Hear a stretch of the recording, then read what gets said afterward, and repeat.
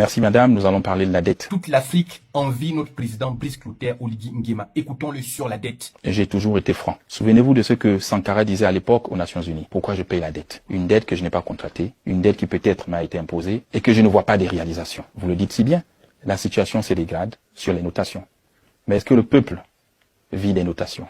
Est-ce que le peuple mange les notations? C'est là qu'il faut se poser la question. Je suis parti aux élections présidentielles pour la première fois dans mon pays où toutes les échéances ont été payées, que ce soit la Banque mondiale, la BAD, l'AFD et autres, le FMI, tout avait été payé. Et pourquoi aujourd'hui il y a cette situation? Parce que nous avons constaté que certains projets menés avec ces opérateurs n'ont pas abouti, n'ont pas donné l'effet escompté par le peuple. Je peux vous prendre des exemples.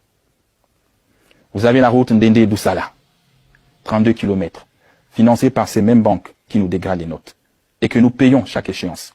La route n'est pas réalisée. Dois-je continuer à payer? Nous avons le projet de l'eau.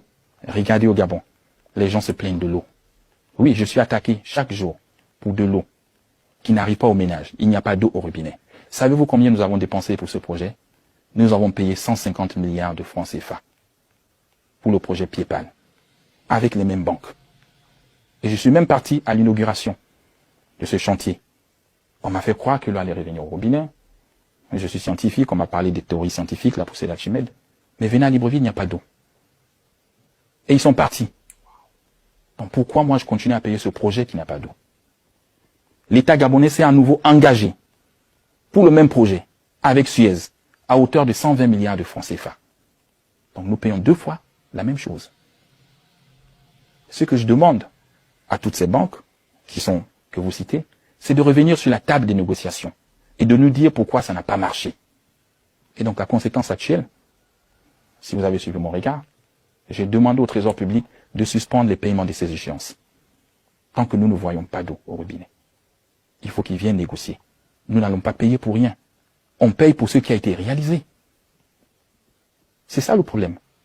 Quand vous ne payez pas, on vous sanctionne, on vous dégrade la notation. Mais quand vous payez et que les projets ne suivent pas, vous faites comment?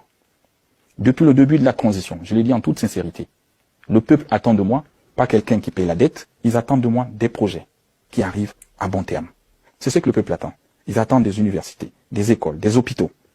Et ça marche. Ça pousse au Gabon. Lorsque nous travaillons avec les autres opérateurs, les routes avancent. Non seulement avec ces banques, nous avons un problème. Ce sont les décaissements. Je vais peut-être le dire ici sans langue de bois. Il y a qui sont là pour des projets. Il faut venir signer. Et vous arrivez, vous signez. Lorsque vous finissez de signer, le projet n'a même pas encore démarré.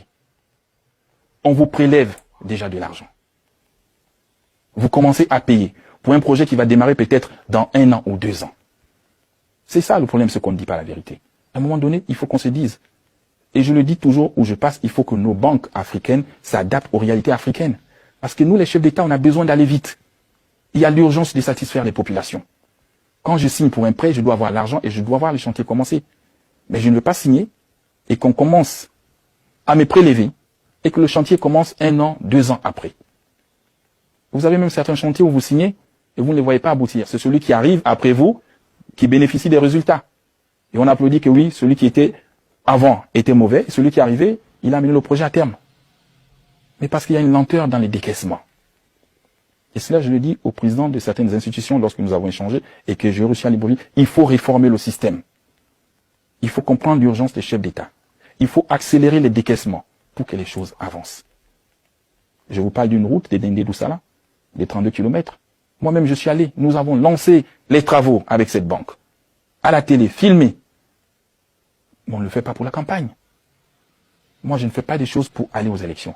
Je fais des choses pour mon peuple. Parce que je suis franc et je suis sincère. Ce que je peux, je le fais. Nous sommes allés en Ndende-Doussala. La campagne est finie il y a bien longtemps. Nous avons payé. Mais cette route n'a pas abouti.